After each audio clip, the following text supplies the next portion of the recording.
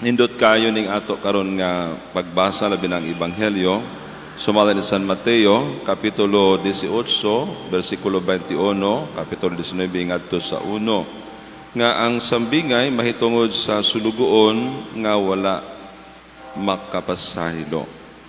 Unsa day kabililhon ang gitawag natog pulong pagpasaylo? No nganong gitagaan magyud nganong dili man kapito lang, no? Nga kapito, no? But pasabot walay kinutuban ang pagpasaylo. Padayon sa pagpasaylo kay nga atong Dios mapasayloon man. Ngamo ni kung kita makamao nga mopasaylo, ang atong madawat ang epekto sa gitawag natog pagpasaylo.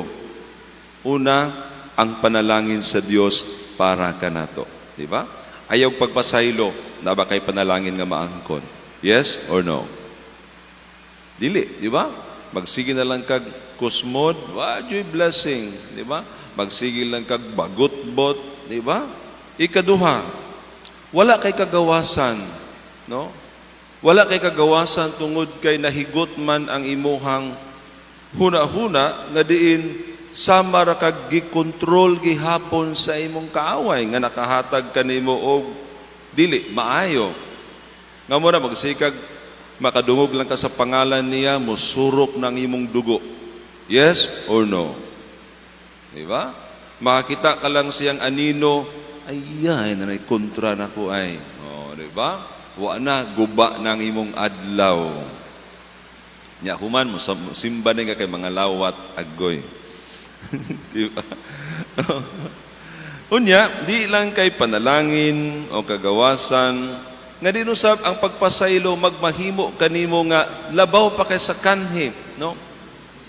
You promote a better relationship with others. Di ba? Ang relasyon nga din mulambo pa ba? Nya, ang imo sang gitawag na tog paglantaw sa imong kaugalingon, no?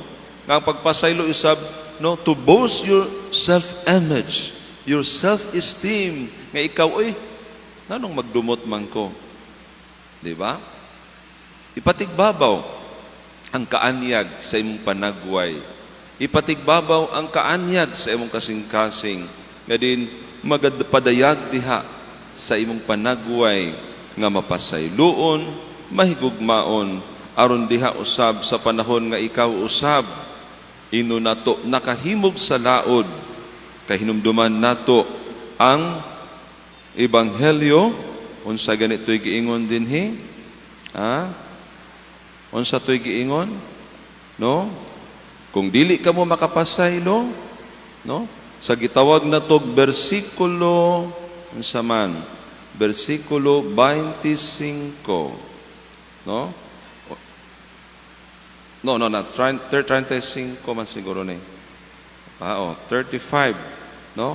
Matthew chapter 18 verse 35 nga nag-ingon, ingon usab ni ana ang buhaton kanyo sa akong amahan nga atwa sa langit kun dili kamo mopasaylo sa inyong isig katawo sa kinasing-kasing gayod. Nga mo na kung ang atong kaugalingon dili mapasayloon, bati kay tagnaw. Kaya diha magagikan ang tanang kaanyag sa atong kasing-kasing.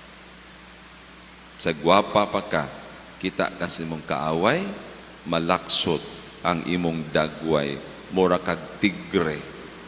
Di ba? Yes or no? Paningog usod mo, yes or no? Yeah? Bisag nag-make up pa ka diha, papuha pa ka sa imong lips o sa imong aping, hindi kita nimo sa imong kontra, mangluspad kas kalagot. No, nitando si manang, no? Tinuod man. So padayon ta sa pagpangayo sa Ginoo sa grasya. Grasya sa pagmapasayloon, aron din usab kung kita mapasayloon, kini usab ang gamiton sa Ginoo nga ni kanato. Diha sayang mapasayloon, mahigugmaon o maamumahong amahan. Amen. Manindog panihon. Isip iyang katawo